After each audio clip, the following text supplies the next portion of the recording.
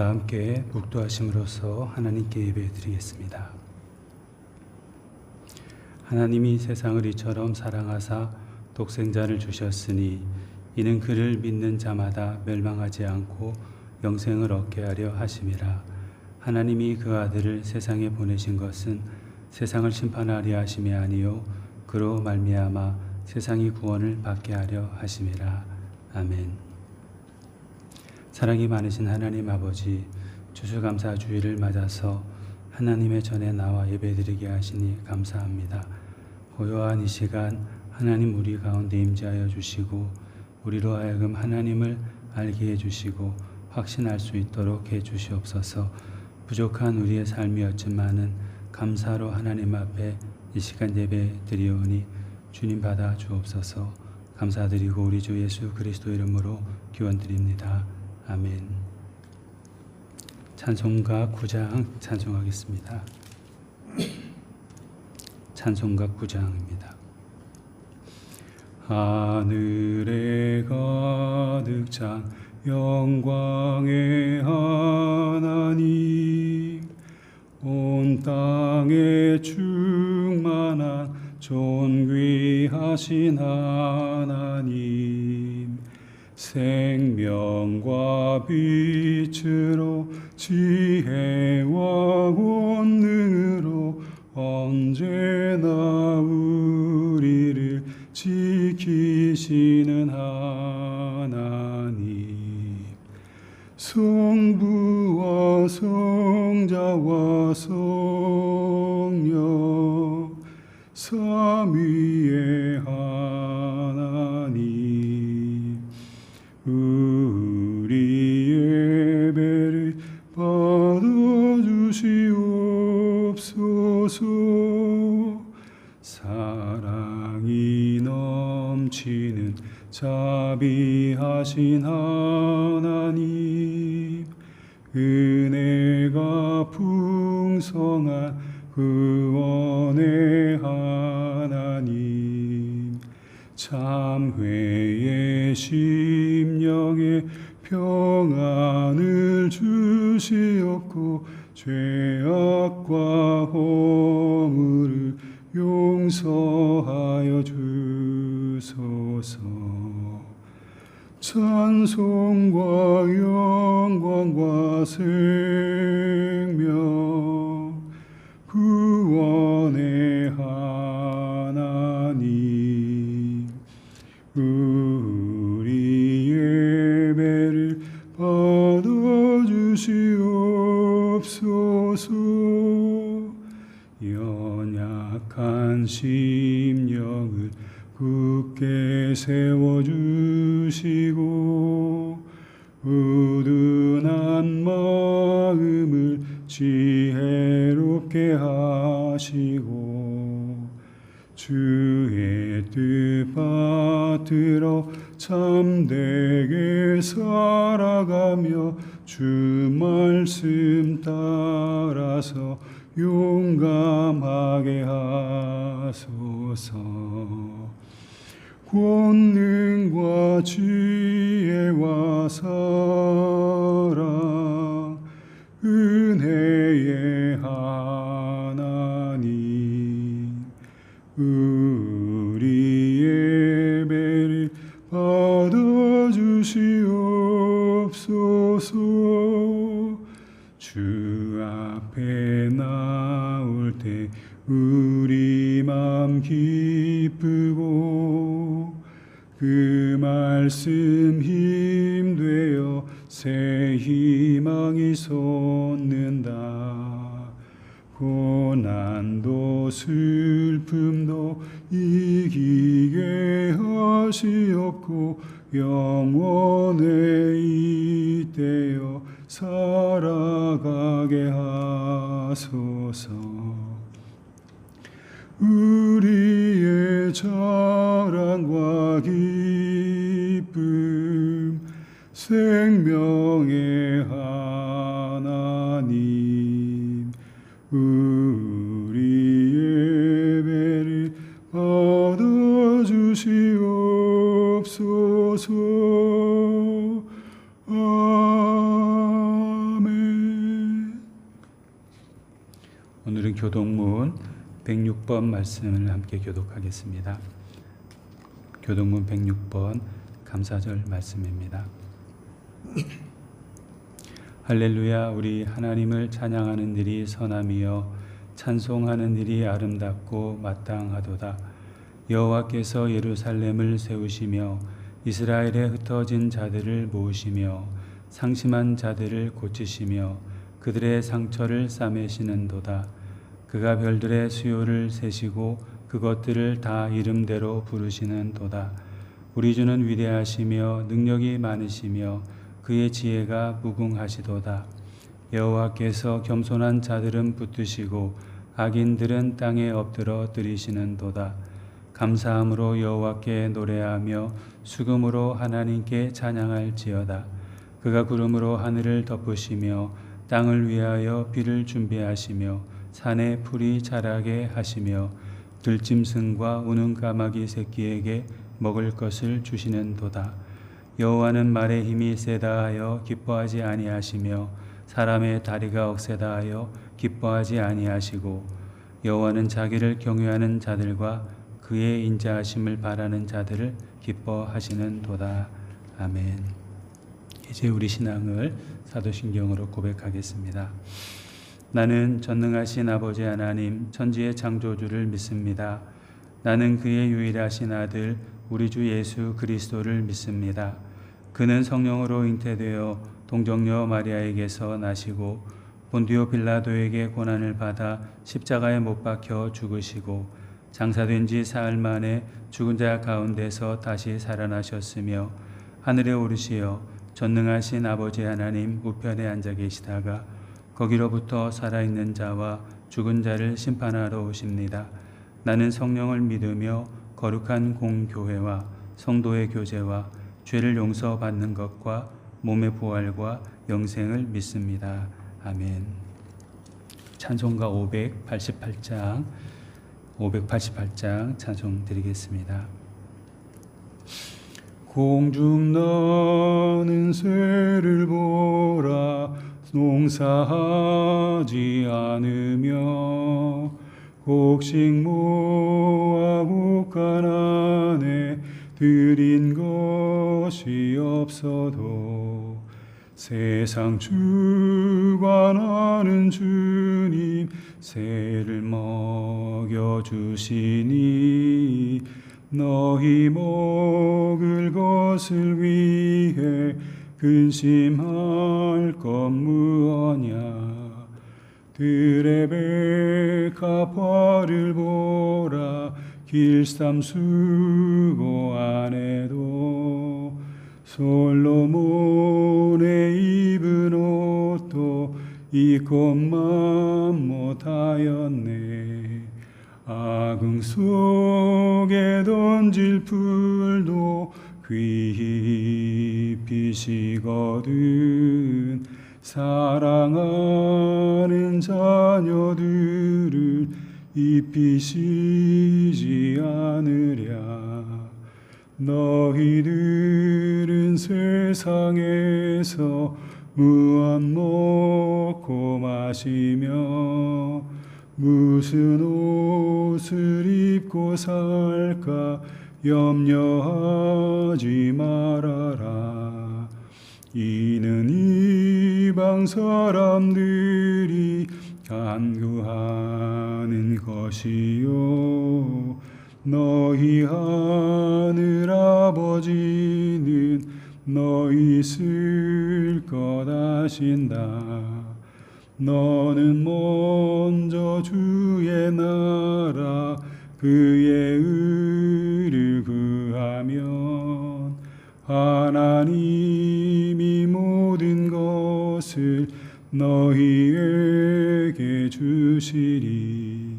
내일 일을 위하여서 아무 염려 말지니 내일 염려 내리라라. 오늘 고생 족하다. 우리 함께 기도하시겠습니다. 사랑이 많으신 하나님 아버지, 지난 한 주간 동안에도 우리를 사랑으로 보호해 주시고 이 감사 주일에 주 앞에 나와 예배 드릴 수 있도록 해주심을 감사드립니다. 수많은 군중 아니지만 하나님 앞에 나와 예배 드리오니 주님 우리를 받아주시옵소서.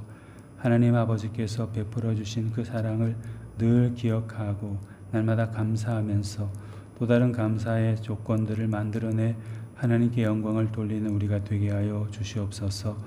우리 교회를 스쳐 지나간 많은 성도들이 있습니다.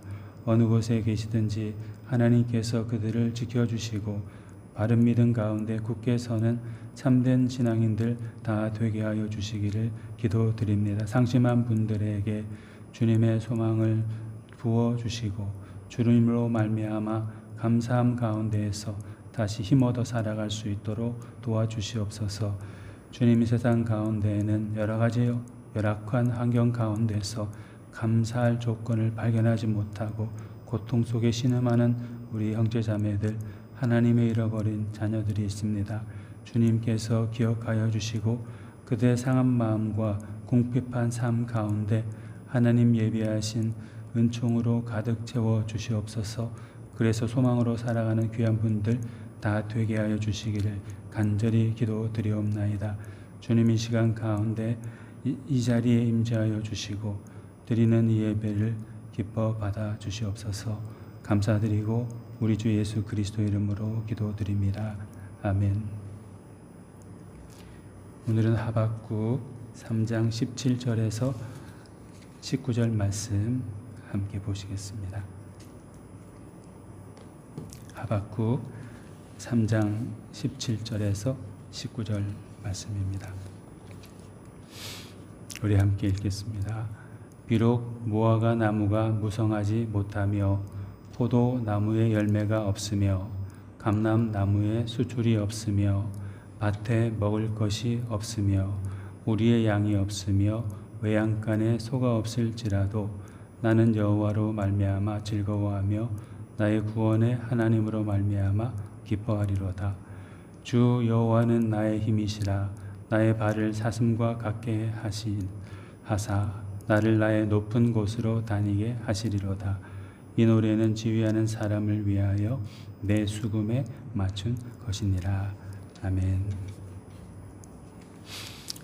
오늘은 이 하박국 말씀을 통해서 감사하는 삶 어떻게 살아가야 될 것인가에 대해서 말씀을 나누어 보도록 하겠습니다.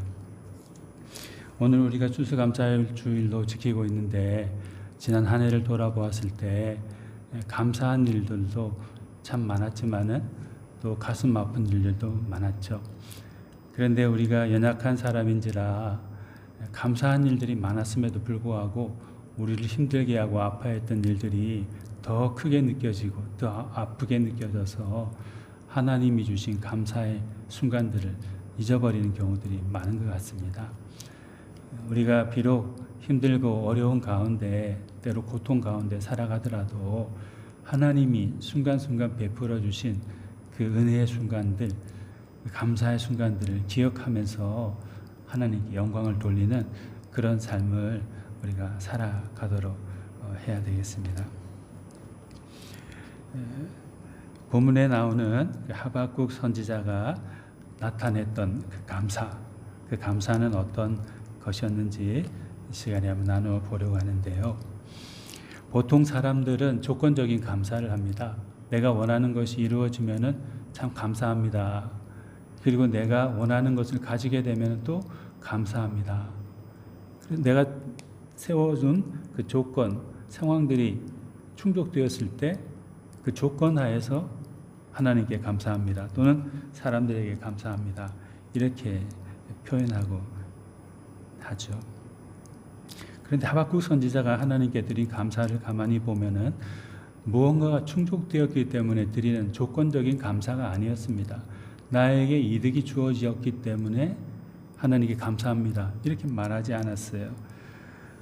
도리어 하박국은 하나님을 향한 절대적인 신뢰와 확신 가운데에서 감사를 드렸던 것이에요.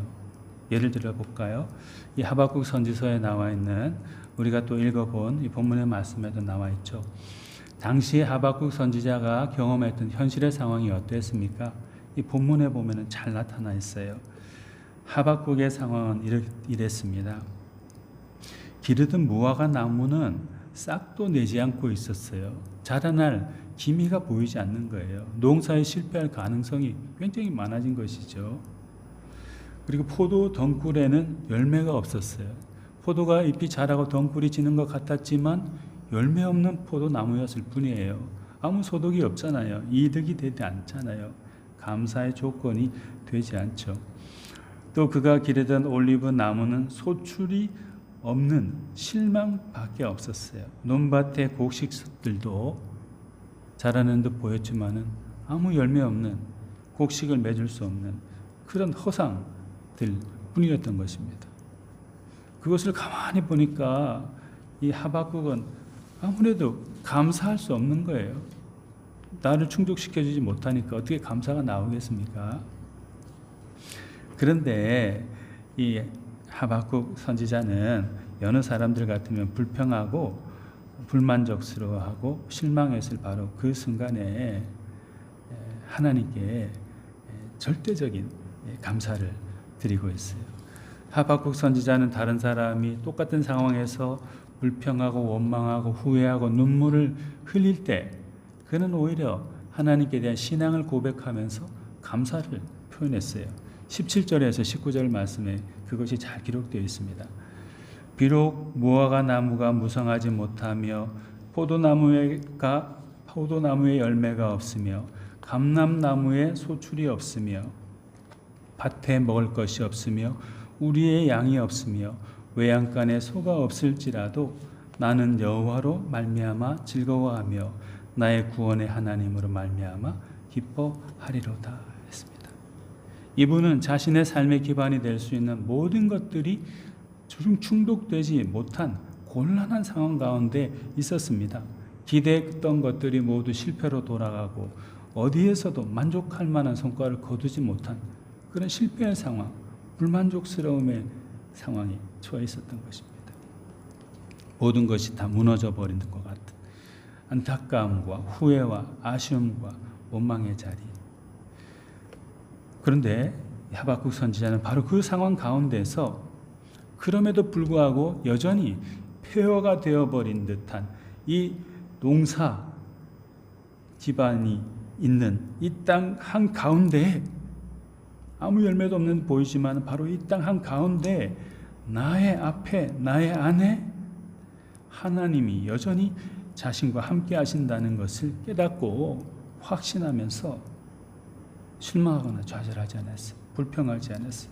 고통스러운 현실 가운데서도 나는 여호와로 말미암아 즐거워하며 나의 구원의 하나님으로 말미암아 기뻐하리로다. 이렇게 고백했던 것입니다. 사랑하는 여러분, 실패와 좌절 가운데 성과 없이 어떤 결과를 맞이했을 때 우리는 굉장히 많이 낙담합니다. 내 자신을 탓하고 다른 사람을 탓하고 원망하면서 모든 게 다 끝나버렸다 이렇게 생각하고 맙니다. 내가 세워둔 조건과 계획에 부합하지 않은 결과가 나왔기 때문에 그런 것이죠. 그러나 하박국 선지자는 상대적인 조건적인 감사가 아니라 하나님 앞에 그럼에도 불구하고 절대적인 감사를 드렸어요. 나는 실패의 자리에 앉은 듯하고 눈물의 자리에 앉은 듯하고 소득이 없는 자리에 홀로 앉아 있는 듯 하지만 하나님이 이 자리에 함께 계시고 그래도 순간순간 나와 함께 계셨고 앞으로도 함께 해 주실 것이다 하는 그 확신 때문에 그 소망 가운데서 하나님께 조건적인 감사가 아니라 절대적인 감사, 찬양을 드린 것입니다. 이것이 진정한 신앙인의 감사하는 삶의 태도이겠죠. 내가 원하는 거 다 주신다 해가지고 갖춰줬다 해가지고 감사하고 그게 안 갖춰지고 잃어버리면 원망하고 한탄하고 우울해하고 그건 믿음에서 조금 벗어난 태도인 것 같습니다.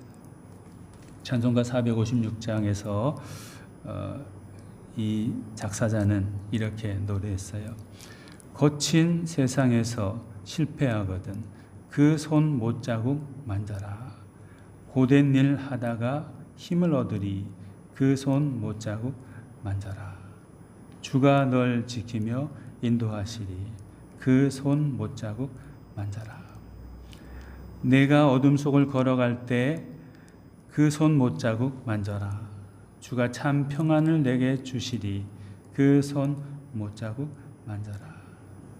너의 죄악의 짐 무거울 때 그 손 못자국 만져라. 마음문 열고서 주를 모셔라. 그 손 못자국 만져라. 이 찬송가 456장 거친 세상에서 실패하거든 이 4개 절로 된 이 찬송가 가사를 가만히 보면은 그 손 못자국 만져라 하는 이 가사의 내용이 몇 번 나올까요? 4절까지 있는 이 찬송 가운데서 그 손 못자국 만져라 15번 나오고 있어요. 감사의 조건이 아무것도 없고 실패한 것 같을 때 우리가 무엇을 가까이 하면서 또 만져야 될까요? 바로 이것이죠. 우리를 위해서 못 박히신 그 예수 그리스도의 사랑의 손, 그분의 손에 못자국을 만지고 부여잡고 바라보는 것이죠. 그럴 때 우리에게는 조건적인 감사가 아니라 주님이 함께 계시기 때문에 그로 말미암는 절대적인 흔들림 없는 감사를 표현할 수 있는 것이죠. 올려드릴 수 있는 것이죠. 우리의 실패 가운데서도 우리와 함께 해주시고 우리 안에 감사를 창조해 내시는 그 주님을 다시 바라보면서 어떤 상황 가운데서도 절대적인 감사를 드리는 일에 힘쓰는 그런 삶, 그런 감사의 삶을 살아가는 우리가 되어야겠습니다. 그리고 하박국 선지자의 하나님을 향한 감사는 어떤 것이었을까요?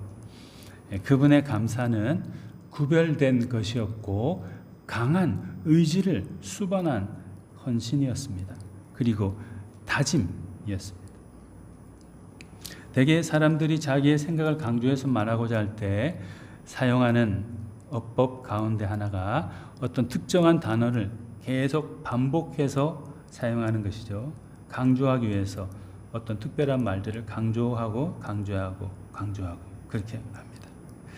예를 들어 본문 18절, 19절 말씀에 보면은 하박국 선지자가 이렇게 말씀했어요. 나는 여호와로 말미암아 즐거워하며 나의 구원의 하나님으로 말미암아 기뻐하리로다. 주 여호와는 나의 힘이시라. 나의 발을 사슴과 같게 하사 나를 나의 높은 곳으로 다니게 하시리로다. 이 노래는 지휘하는 사람을 위하여 내 수금에 맞춘 것이니라 했습니다. 눈치채셨겠지만 이 본문에서 하박국 선지자는 자신을 표현하는 나라는 단어를 주격, 소유격, 목적격으로 변형해 가면서 총 7번을 사용해서 있어요. 이런 표현이 단지 자연스러운 표현일까 하면 그렇지 않은 것일 수도 있어요. 무언가를 반복한다는 것은 거기에 마음이 담겨 있다는 것이고 어떤 강한 의지와 다짐을 그 속에 담기 위해서 표현하는 어법이죠. 앞에서도 뒤에서도 중간에서도 사이사이에서도 똑같은 말을 사용하면서 내가 실패의 자리에 있는 것 같더라도 하나님은 나의 구원이시고 나의 힘이시고 나의 발을 사슴개 같게 하시는 분이시고 그래서 나는 구원의 하나님으로 말미암아서 기뻐하고 나는 여호와로 말미암아 즐거워할 거다. 이렇게 강조해서 말하고 있는 거죠. 다른 사람은 똑같은 조건 속에서 불평하고 원망하고 눈물 흘리고 포기하고 뒤돌아서 버리고 맙니다. 그러나 하박국은 그러지 않았어요. 나는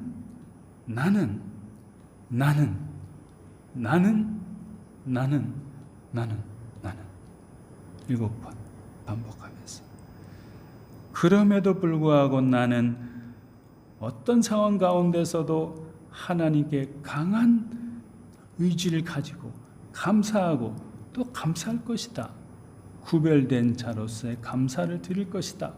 다짐하고 헌신했던 것이죠. 오직 하나님께만 집중하면서 살아가고겠다고 사람은 강하게 스스로 마음먹었던 것입니다. 하나님을 믿는 것도 선택이고 다짐이고 헌신이지만 하나님께 대해서 감사하는 것도 선택이고 다짐이고 헌신입니다. 조금 전에도 말씀드리고 성경에도 있듯이 조건이 다 갖추어진 상황에서의 감사는 누가 못하겠어요? 짐승도 할 수 있죠. 밥 주면 감사하다고 좋아하고 밥 안 주면 으르렁거리고. 우리 하나님 믿는 사람은 달라야 되죠. 하나님께 드리는 감사의 삶에 있어서도 세상 사람들과는 구별된 감사여야 됩니다. 또 헌신된 감사역, 강한 의지와 다짐을 담은 감사여야 됩니다. 어떤 상황 가운데서도 범사에 감사하라. 이는 그리스도 예수 안에서 너희를 향하신 하나님의 뜻이라고 이렇게 말했죠. Give thanks in all circumstances, for this is God's will for you in Christ Jesus. 이렇게 말씀하고 있어요. 어떤 상황 가운데서도 감사하라. 하나님의 부르심이죠. 기대고 요청입니다. 때로 힘들게 쓰러질 때도 있겠지만은 그 속에서 울고 좌절하지 말고 포기하지 말고 감사하고 또 감사하고 감사로 나의 앞에 나오라. 그렇게 말한 것이죠. 강한 의지를 담은 헌신과 다짐 속에서 감사의 삶을 사는 그리스도인의 감사하는 삶, 그것이 우리의 삶이 되기를 간절히 소망합니다. 그리고 우리가 그리스도인으로서 하나님의 자녀로서 또는 사람으로서 실천해야 될 감사의 삶의 모습들이 있는 것 같아요. 몇 가지를 생각해 봤는데, 먼저는 감사의 삶이라는 것은 자그마한 것에서부터 시작되어야 됩니다. 이스라엘 백성들이 광야를 여행할 때 하나님께서 그들을 위해서 만나를 먹도록 해주셨어요. 만나마저 없었더라면 그분들은 굉장히 곤란했을 것입니다. 분명히 필요한 거고 감사한 것이었죠. 그런데 시간이 차츰차츰 지나고 광야의 길 생활이 약간 익숙해지기 시작하자 사람들에게 딴 생각이 들었어요. 아니 매일같이 밤낮으로 이게 만나가 이게 뭐냐 도대체, 만나 말고 좀 더 귀한 거 없는가? 영양가도 있고 맛도 있는 그런 거 없는가? 만나에 만족하지 못하는 상황이 생기게 된 거죠. 만나의 작은 거 가지고는 도무지 우리의 욕구를 다 충족시킬 수 없다는 거죠. 그래서 사람들이 뭐라고 말했어요? 뭐라고 막 항의하면서 울며 모세에게 불평했습니다. 우리에게 고기를 주어 먹게 하라. 민수기 11장 13절에 보면 그렇게 나와 있어요. 만나 가지고는 이제 만족하지 못한다. 그 조그만한 거 가지고 뭐가 우리가 기쁨을 얻을 수 있겠냐. 고기 내놔라. 고기. 사람들이 항의하면서 모세에게 불평하고 불만하고 항의했던 것이죠. 물론 사람이기 때문에 그럴 수도 있죠. 디모데전서 6장 6절에서 10절에 바울 사도가 이렇게 말씀했습니다. 그러나 자족하는 마음이 있으면 경건은 큰 이익이 되느니라. 우리가 세상에 아무것도 가지고 온 것이 없음에 또한 아무것도 가지고 가지 못하리니 우리가 먹을 것과 입을 것이 있은즉 족한 줄로 알 것이니라. 부활이 아는 자들은 시험과 올무와 여러 가지 어리석고 해로운 욕심에 떨어지나니 곧 사람으로 파멸과 멸망에 빠지게 하는 것이라. 돈을 사랑함이 일만하게 뿌리가 되나니 이것을 탐내는 자들은 미혹을 받아 믿음에서 떠나 많은 근심으로써 자기를 찔렀도다 했습니다. 자족하는 마음이 있으면 경건은 큰 이익이 되느니라. 우리가 세상에 올 때 아무것도 가지고 온 것이 없는데 또 아무것도 가지고 가지도 못하는데 먹고 입을 것 그것만 있어도 감사하고 족한 줄 알아야 되지 않겠냐. 부하려고 하면 할수록 욕심을 부리면 부릴수록 시험과 올무와 여러 가지 해로운 욕심에 떨어지게 된다. 그래서 결국 파멸과 멸망에 빠지게 되는 거야. 그러니 돈을 사랑함이 일만하게 우리가 되니까 이런 것을 조심하라고 사도 바울이 디모데를 비롯한 성도님들에게 간절한 마음으로 권면한 것이죠. 우린 비교를 잘합니다. 상대적으로 많다 적다, 가치가 있다, 가치가 별로 없다, 비싸다, 비싸지 않다. 상대적인 가치 평가를 하면서 만족해하고 또 불만스러워하기도 하고 그래요. 그런데 하나님은 또 성경은 말씀하기를 작은 것에서부터 감사하고 만족해야 한다 했습니다. 광야 여행을 할 때 하나님이 주시는 그 작은 만나 그것에 만족하고 감사합니다 하면서 하나님을 따랐던 사람들은 광야 여행을 잘 마치고 하나님 예비하신 가나안 복지로 들어갈 수 있었어요. 그러나 이게 뭐야 도대체 하나님은 뭐하는 분이셔? 또 우리 지도자라는 사람들은 뭐하는 사람들이야?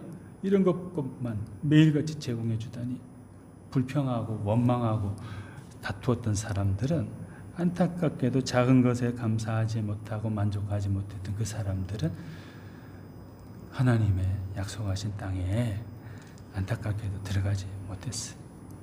사랑하는 여러분, 우리에게 주어진 것이 비록 너무나도 작고 정말 보잘것없고 손톱만큼도 안 되는 것 같더라도 그 속에 하나님의 소망과 하나님의 사랑이 있다면 그것에 감사합니다 고백하면서 그 작은 것에 만족하고 자족하면서 그것 주신 하나님을 찬송드리면서 살아가는 그런 우리가 되겠습니다. 그럴 때 감사하는 삶이 더욱 풍성해지고 더욱더 감사가 넘치는 삶을 살아갈 수 있게 될 것입니다.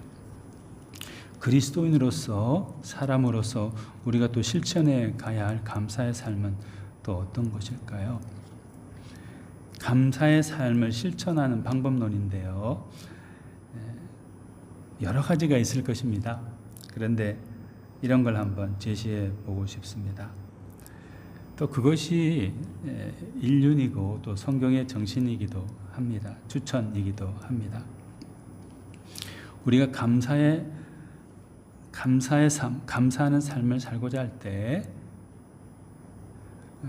우리 자신이 가지고 있는 것으로 하나님께 감사를 표현하면 될 것 같아요.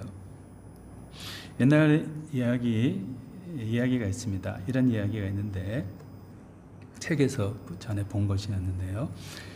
옛날 스페인에 어떤 서커스단이 있었어요. 근데 그곳에 광대 한 명이 있었는데 이 광대는 수도원 근처만 지나가면 발을 딛고 일어나가지고 부러운 눈으로 수도사들을 쳐다봤어요. 수도사들이 생활하는 모습을 부러워하면서 그 사람들을 주목했어요. 나도 수도사들처럼 저렇게 하나님만 섬기며 살면 얼마나 좋을까 생각하면서 수도사가 되면 꿈을 항상 꾸면서 그 수도원을 왔다 갔다 지나가곤 했던 것이죠. 항상 수도사가 되기를 원했고 열심히 기도하고 간구하던 끝에 이분이 결국에 이 광대도 결국에 수도원에 들어갈 자격을 얻게 되었어요. 그런데 막상 자신이 수도원에 들어가 보니까 다른 수도사 분들에 비해 가지고 자기는 하나님께 드릴 것이 아무것도 없는 거예요. 아무것도 없어 보이는 거예요. 도미니코의 수사들은 멋진 음성으로 성가를 부르면서 주님을 찬양하고 있었거든요. 안드레아 수도사는 재주 있는 손으로 꽃, 나무 이런 걸 각각 만들어서 주님께 봉헌하는 일에 아주 탁월한 재능을 가지고 있었어요. 또 헨리 수사님은 하루 종일 묵상 기도를 드리면서 주님께 바치는 그런 경건한 삶을 아주 잘 살고 계셨어요. 바오로 수사님은 주님을 찬양하는 시와 노래를 만들어서 작곡해서 봉헌하는 일을 하고 있었어요. 근데 자기는 뭐예요? 광대 수사는, 광대였던 그 수사는 가만히 보니까 자기는 주님께 드릴 것이 아무것도 없는 거예요. 멋진 음성으로 찬양을 드릴 수가 있나? 재주가 있어서 무엇을 만들어서 하나님께 봉헌 드릴 수가 있나? 그렇다고 해서 하루 종일 묵상 기도하면서 하나님을 흠송 드릴 수가 있나? 노래를, 시편을 만들 수 있는 그런 지혜와 재능도 없고 아무것도 없는 거예요. 그래서 너무 슬펐어요. 밤을 새우며 뜬 눈으로 고민하고 고민했어요. 그러다가 어느 날 그 수도원에 난리가 났어요. 한 수도사가 수도원장님을 찾아가서 헐레벌떡 뛰어와서 성당에서 지금 큰일이 났다고, 난리가 났다고, 한번 가보자고 그 사람이 막 호소하는 거예요. 어느 한 수도사분이. 그래서 수도원장과 모든 수사들이 무슨 일인가 싶어가지고 전부 다 그곳으로, 성당으로 달려가 봤어요. 달려가서 문을 열자마자 모두가 다 입이 쫙 벌어지면서 할 말을 잃어버렸어요. 왜일까요? 무슨 일이 있었나? 무슨 일을 보았길래, 무슨 장면을 보았기에 수도원장님과 수도사들이 전부 다 입을 딱 벌리면서 깜짝 놀라는 그런 모습을 보였어요. 그 성당 안에는 광대 수사가 있었습니다. 성당 안 예수님 상 앞에서 광대 수사가 땀을 뻘뻘 흘리면서 불을 뿜고 공을 굴리고 덤블링을 하면서 제주를 넘고 있었던 거예요. 이 사람이 원래 광대였다고 그랬잖아요. 광대였다가 선하고 선해서 수사가 되었는데 자기는 다른 분들처럼 하나님께 드릴 게 없는 거예요. 노래를 잘하나, 음성이 좋나, 기도를 잘하나, 아무것도 뭐 공작을 내서 하나님께 봉헌할 수 있나, 아무것도 할 수 있는 게 없어요. 그래서 재능 없는 자기를 탓하고 눈물을 흘리면서 기도하다가 이걸 생각해낸 거예요. 내가 잘할 수 있는 것이 뭔가. 그래서 이 사람이 택한 게 광대였으니까 하나님을 기쁘시게 해야 되겠다라고 생각하면서 땀을 뻘뻘 흘리면서 불을 훅 내뿜는 묘기를 하고 공 굴리는 묘기를 하고 덤블링을 하면서 제주를 넣으면서 하나님이 그거 보고 웃으시라고 그 성당 안에서 있었던 것이죠. 수도원장은 매우 화가 나고 수사들도 화를 내면서 광대 수사를 끌어내어 내동댕이 쳐버렸어요. 이런 몹쓸 사람이 있나? 수사라는 자가 이따위 짓을 성당 안에서 하고 있으니 도대체 정신이 어떻게 된 거 아닌가? 크게 야단을 쳤어요. 그런데 바로 그때 찬란한 빛이 하늘에서 비추어더니 천사가 내려왔어요. 깜짝 놀라서 거기에 있던 수도원장과 수도사들이 그 자리에 엎드려가지고 천사를 바라보았어요. 그때 하늘에서 내려온 그 빛나는 천사가 광대 수사에게 다가가서 그의 이마에 있는 송글송글 맺힌 땀을 닦아주면서 주변에 모여있던 수도원장과 수도사들에게 이렇게 말하고 사라졌어요. 주님께서 가장 즐겨 받으시는 찬양은 이 광대 것이다. 이렇게 말했어요. 주님께서 가장 즐겨 받으시는 찬양은 바로 이 광대 것이다. 이렇게 말했습니다.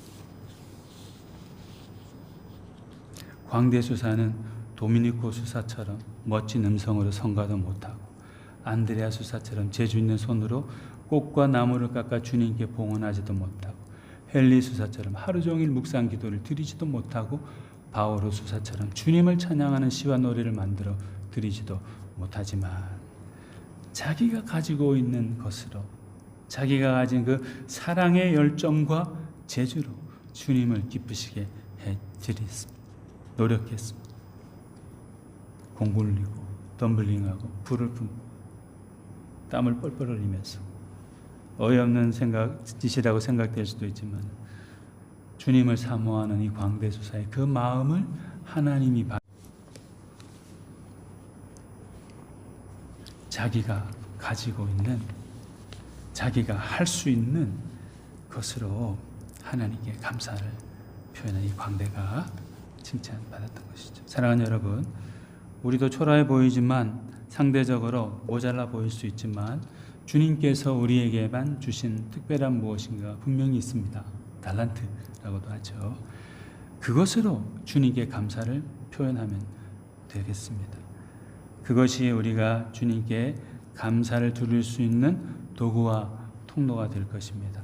우리 안에 있는 그 감사의 도구와 통로는 무엇인가 다시 한번 살펴보고 그것을 지혜롭게 잘 활용하여 하나님께 더 큰 감사 드리는 우리가 되면 좋겠습니다. 마지막으로 그리스도인으로서 사람으로서 우리가 실천해야 할 감사의 삶은 어떤 것일까요? 우리가 이 부분을 놓치지 않아야 되는데 우리가 실천해야 될 감사의 삶 가운데 하나는 다른 분들도 감사의 조건과 상황을 가지실 수 있도록 그 여건을 만들어주는 그런 삶을 살아야 된다는 거죠. 전우익 선생님의 혼자만 잘 삶은 무슨 재민겨라는 책이 있습니다. 요즘 사회는 은근히 어떤 면에서는 노골적으로 혼자만 잘 사는데 재빠른 기술과 눈을 가진 사람이 성공하는 세상이 되어버린 듯 해요. 물론 모두가 다 그런 건 아니지만요. 그런데 그런 세상 가운데서 전우익 선생님은 이렇게 말한 거죠. 혼자만 잘 살면 별 재미 없니다. 뭐든 여럿이 노나 갖고 모자란 곳을 두루 살피면서 채워주는 것, 그게 재미난 삶 아닌겨? 이렇게 말했습니다. 나 혼자 잘 살면 뭐가 재미있냐? 다른 사람들하고 나누어 갖기도 하고 모자란 것을 두루 살피면서 그걸 채워주고 하고 그게 재미난 삶 아닌가? 그렇게 살아야지. 이렇게 이분이 말한 것이죠.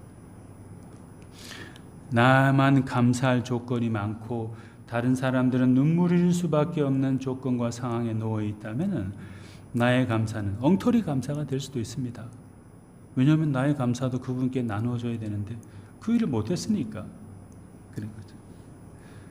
나도 잘 되고 상대도 잘 되는 윈윈의 상황을 만들어야 되는 것이 우리의 사명인데 감사가 세상에 가득 차도록 우리 이웃들에게도 있도록 하는 게 우리 사명인데 그걸 못하고 내 감사만 쌓아두고 있으니까 바람직한 것이 아니죠. 다른 사람도 감사를 할 수 있는 조건과 상황을 얻을 수 있도록 배려해 줘야 되는 것이죠. 유튜브에서 봤는데 어느 비 오는 날 대전 중구의 남성 의료장에 어떤 노숙자가 들어왔어요. 맨발 차림에 구부정한 등어리를 하고서 밤에 그것도 매장에 비가 추적 오는데 걸어 들어왔어요. 근데 그 주인이 보니까 신발도 안 신는 거예요. 맨발에 등은 굽었죠. 몰골은 아주 남루하죠. 신발을 안 신어가지고 빗물 맞은 그 물이 축축축축축 매장에 다 찍혀 있는 그런 상황인데 그래도 들어왔으니까 그냥 이렇게 살며시 이제 살펴보았다고 해요. 그러다가 이제 남성 의류 매장이니까 그분도 뭐 돈은 없지만 그래도 너무 옷이 없고 춥고 하니까 옷을 구하러 온 모양이에요. 그래서 이 옷은 얼마인가 저 옷은 얼마인가 하다가 자기가 가지고 있는 걸로는 도무지 상상도 되지 않는 금액이기 때문에 그냥 맨발로 시커먼 상처 난 발을 질질 끌면서 꾸부정한 모습으로 투덕투덕 나가고 있었어요. 그런데 이 주인이 그 좀 상심한 마음으로 나가는 허리 부분 그 남성에게 찾아가서 사이즈 몇 신발을 신느냐고 들어오시라고 내가 우리 집에 이 매장에 신발이 있으니까 하나 선물해 드리겠다고 그러면서 그 사람에게 새 신발을 선물해 주었어요. 그리고 그분은 고맙다고 하면서 이제 나갔죠. 그런데 얼마 있다가 며칠이 지나서 어떤 남자가 다시 들어오게 됐어요. 가만히 보니까 그 비 오던 날 상처난 시커먼 발로 맨발로 그것도 꾸부정하게 들어왔다가 옷을 사지도 못한 채 실망하고 나갔던 바로 그분이에요. 이발도 하고 면도도 하고 깨끗한 옷을 입고 거기 찾아온 거예요. 나 알겠냐고 하면서. 가만히 보니까 비오는 바로 그 남자거든요. 그분이 이렇게 말했대요. 그날 밤 내가 남루한 모습으로 왔을 때 사장님께서 나에게 신발을 주시고 격려해 주시고 그래서 다시 살아갈 용기를 얻었습니다. 새 삶을 살기 위해서 면도도 하고 이발도 하고 깨끗한 옷을 입고 돈을 구해가지고 증명사진도 찍었어요. 이제 내일 날이 밝으면은 주민등록증 재발급 받으러 동사무소에 갈 거고 취직도 해보려고 합니다. 이렇게 그 노숙자였던 맨발에 시커먼 발을 가졌던 그 아저씨, 상처투성이의 맨발 아저씨가 감사합니다. 이렇게 그분에게 사장님에게 말했던 것이죠. 사장님의 관심과 배려, 사랑 때문에 낙오자가 되었고 맨발로 비오는 거리를 주적주적 걸어 다니다가 어느 날 남모르게 쓸쓸하게 죽음을 맞이할 수밖에 없었던 그 사람이 새 희망을 갖고 새 삶을 출발할 수 된 것이죠. 그 사람에게 이 사장님 감사의 조건과 상을 만들어 준 것이죠. 예수님께서 공생의 사역을 하셨을 때 만났던 사람들 누구였죠? 문둥병자들, 온갖 또 사람들에게 도덕적인 지탄을 받았던 그런 사람들, 가망이 없다고 하는 그런 사람들, 놀림받던 사람들, 그런 사람 예수님 다 찾아가서 만나셨잖아요. 다른 사람은 저 인생들은 쓸모없는 사람들이야 판단해버렸지만은 예수님은 그 사람들을 인격적으로 대해주시고 그 사람을 다시 일으켜 세워줄 수 있도록 해주셨어요. 그 사람들에게 잃어버렸던 육적인 영적인 감사를 되찾을 수 있도록 도와주신 것이죠. 이것이 감사하는 삶을 살아가야 될 우리가 세상 가운데서 해나가야 될 또 다른 소명이고 사명입니다. 이것을 잘 감당하면서 우리가 살아서 우리도 감사가 넘치고 다른 분도 감사가 넘치는 오늘이 세상이 될 수 있도록 해나가야 되겠습니다. 같이 기도하시겠습니다. 사랑하는 하나님 아버지, 우리는 조건적인 감사가 아니라 하나님으로 말미암는 절대적인 감사를 드리는 사람이 될 수 있도록 해주시옵소서. 비록 주어진 현실은 힘들고 어렵지만 불평과 불만투성일 수도 있지만 절망 가운데 있을 수도 있지만 그 속에서도 강한 의지를 가지고 다짐하면서 감사의 헌신을 하는 그런 우리가 될 수 있도록 하여 주시옵소서. 작은 것이라고 소홀히 여기지 않게 하시고 그 작은 것에서부터 감사의 삶을 시작하는 우리가 될 수 있도록 하여 주시옵소서. 우리가 가지고 있는 것이 하나님이 주신 것임을 깨닫고 그것으로 인해서 감사하게 해주시고 우리를 넘어 또 다른 사람들이 감사의 조건과 상황을 가질 수 있도록 돕는 그런 조력자로서의 삶을 살아가는 우리가 되게 하여 주옵소서. 감사드리고 우리 주 예수 그리스도 이름으로 기도드립니다. 아멘. 찬송가 317장 찬송하면서 봉헌하겠습니다. 317장입니다. 1절과 4절 찬양하겠습니다. 내 주 예수 주신 은혜 한없건만 내 주 앞에 이 적은 것 다 드리니 주 예수여 내 정성을 받으소서. 날 위하여 십자가에 피 흘리신 주 예수의 은혜로서 인치시고 내 모든 것 주의 소유 삼으소서.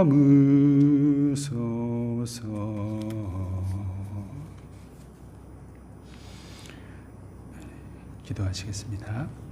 사랑이 많으신 하나님 아버지 감사드립니다. 하나님께서 우리에게 허락하신 시간과 생명, 여러 가지 환경들과 만남들 모두 다 감사드립니다. 우리 생활 가운데서 하나님으로 인한 감사를 놓치지 않는 그런 삶을 살아갈 수 있도록 도와주시옵소서. 또한 하나님 아버지, 우리가 감사의 마음으로 드리는 예물을 받아주시고 하나님의 사랑이 많은 사람들에게 전달되는데 소중하게 사용될 수 있도록 하여 주시옵소서. 우리 배낭연동 교회를 지켜주시고 이것을 거쳐간 모든 성도님들과 그 가족들의 가운데 강복하셔서 감사와 기쁨이 넘치는 가정들이 되게 하여 주시옵소서. 감사드리고 우리 주 예수 그리스도 이름으로 봉헌기도 드립니다. 아멘. 우리 다시 복음, 다시 십자가 찬양하면서 예배를 마치도록 하겠습니다.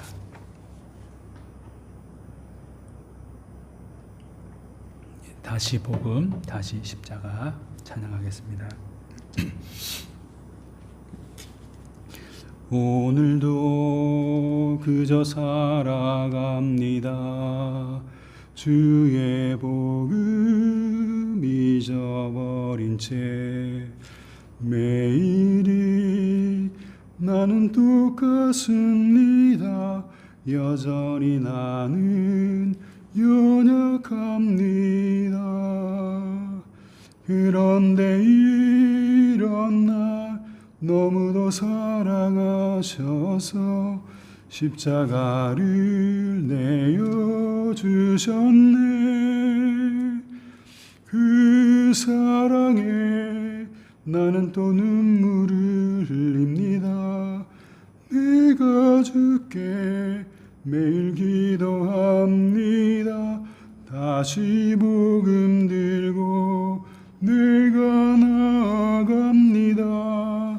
내 삶이 주의 복음으로 물들게 하소서.